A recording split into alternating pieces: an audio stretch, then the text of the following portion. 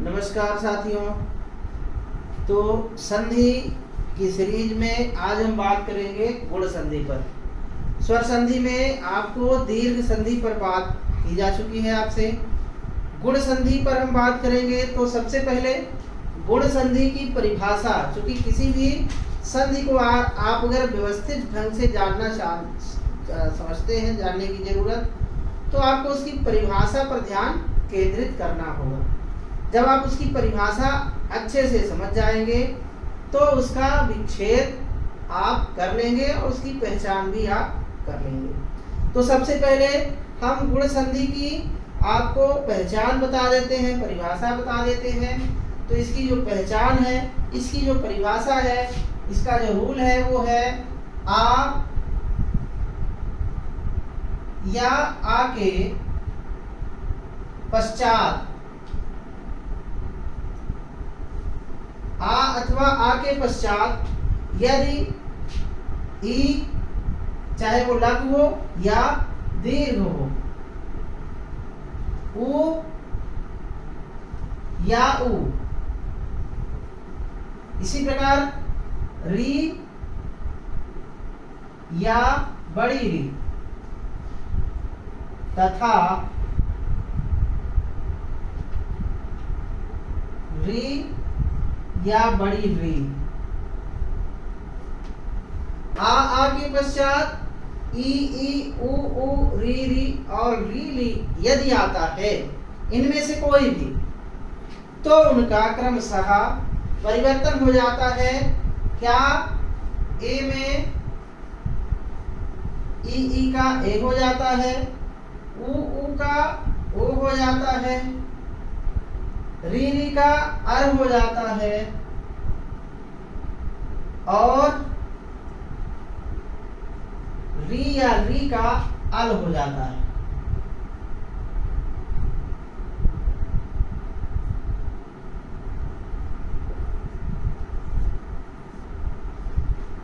ये लाइन यदि आपको ध्यान नहीं आई तो आपको पूरा गुण संधि आसानी से समझ में आएगा। तो इसका आपको इन दो वर्णों को ध्यान रखना है। ये यदि किसी भी शब्द के अंत में, जहां पर शब्द का जोड़ होता है, तो शब्द के अंत में यदि आ वर्ण आता है, पूर्व पद में, पूर्व शब्द में, अंत में, और अंतिम वाले शब्द के पहले वर्ण के रूप में यदि ई उ री या री आते हैं, तो उसमें गुण संधि होती है और उनका परिवर्तन हो जाता है ए, ओ, अर और अल के रूप में। ठीक है। अब इसमें आपको मैं एक दोहा के रूप में इसकी परिभाषा आपको याद करवाता हूं। दोहा क्या है?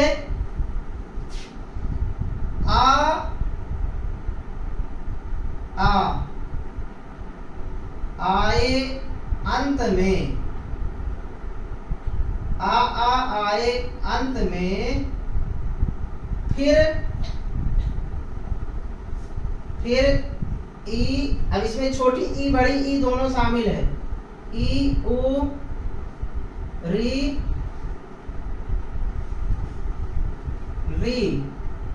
हो,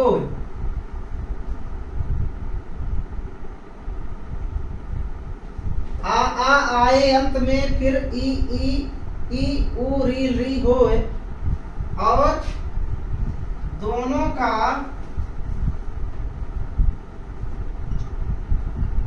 गुण हो जाए गुण संधि कहलाए। गुण संधि कहलाए। अब इसकी पहचान के बाद जो है, ये यहाँ ये हो गया। इसके बाद जो परिवर्तन होता है उसका भी इसी में अगले दोहे के रूप में उसको भी बताया जाता है। उसमें क्या होता है कि आ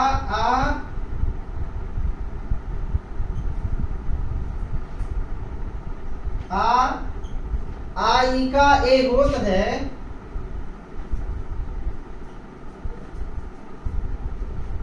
और आ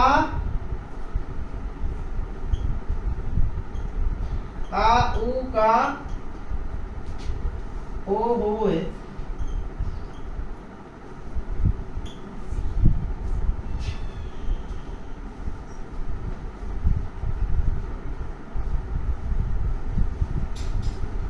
आ ई का अर होत है,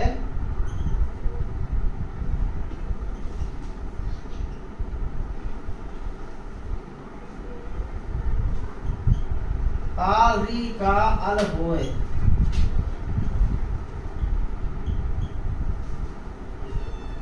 ये बहुत ही सुंदर दोहे के रूप में जो आपको कभी भूलेगा नहीं। आ आए अंत में फिर ई ऊ री होए, दोनों का गुण हो जाए गुण संधि कहलाए। फिर आ ई का ए होत है, और आ ऊ का ओ होए। आ री का अर होत है, आ री का अल होए।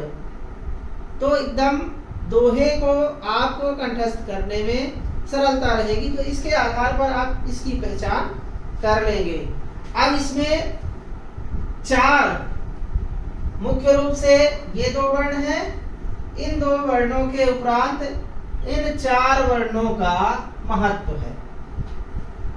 इन 4 वर्णों के आने से कैसे परिवर्तन होता है, आप इसे देखिए। अभी इसका आपको परिवर्तन देखना है।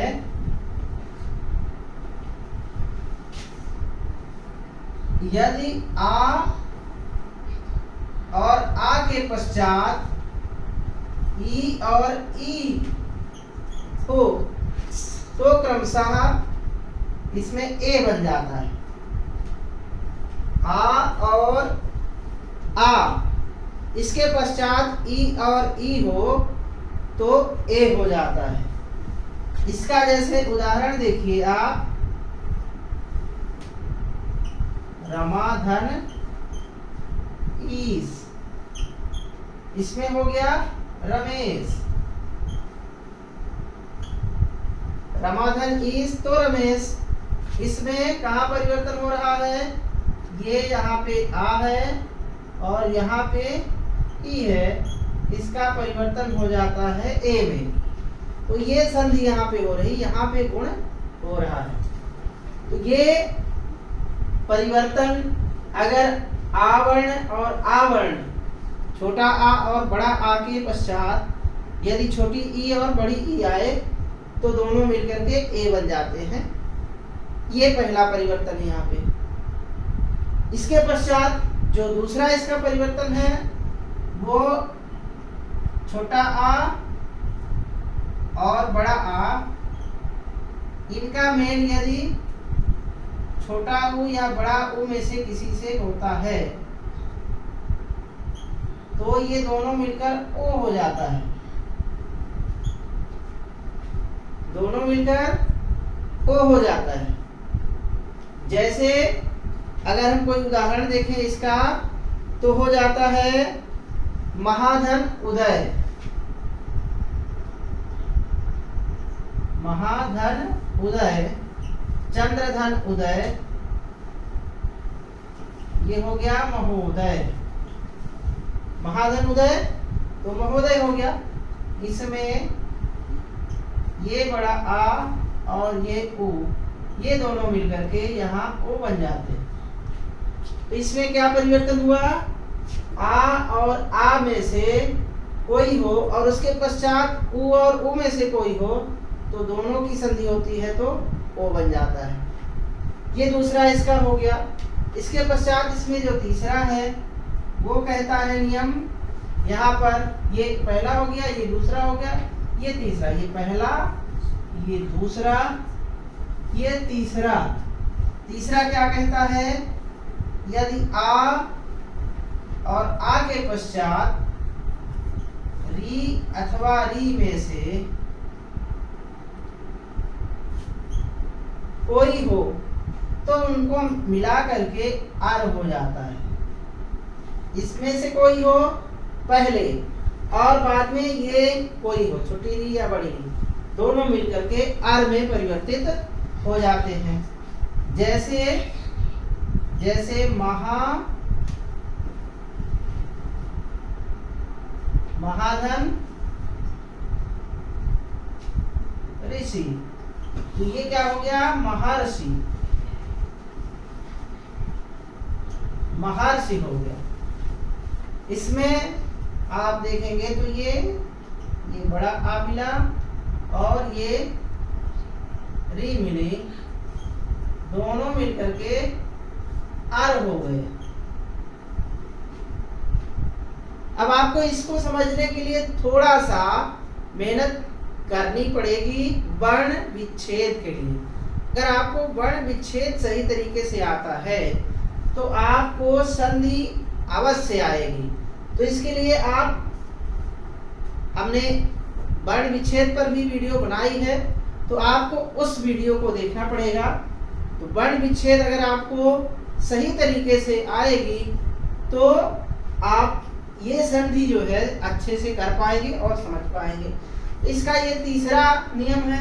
अब इसमें जो चौथा परिवर्तन है वो कहाँ होता है, वो होता है आ, और आ के पश्चात यदि री या री हो तो दोनों का अल हो जाता है।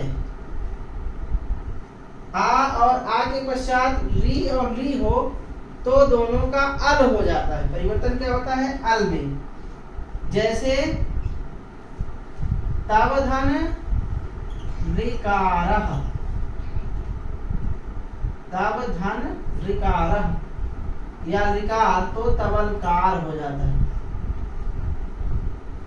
तवलकारः।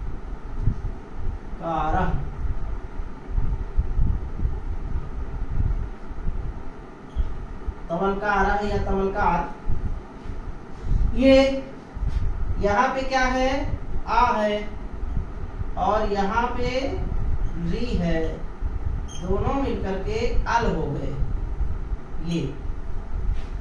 तो ये इसका परिवर्तन अल के रूप में हो गया। तो ये चार वर्णों में आ और आ का यदि मेल होता है तो उसमें जो परिवर्तन होता है उसे ही गुण संधि कहते हैं।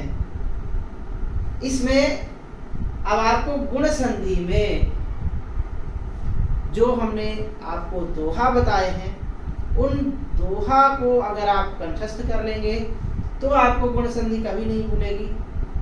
दूसरी बात, ये परिभाषा आप रट लेंगे, समझ लेंगे, बहुत रटने की भी जरूरत नहीं है। आपको ध्यान रखना है ये आ और आ के पश्चात ई उ री में से कोई आए तो उनका क्रमशः ए ओ आर अल में परिवर्तन हो जाता है। तो इसी के बेसिस पर आप गुण संधि को बेहतर तरीके से समझ सकते हैं। बाकी गुण संधि के जो महत्वपूर्ण उदाहरण हैं उनकी एक अलग से वीडियो मैं आपको प्रोवाइड करूंगा। तो तब तक के लिए आप लोगों को जय हिंद, वंदे मातरम। मिलते हैं अपन अगले वीडियो में। जय हिंद।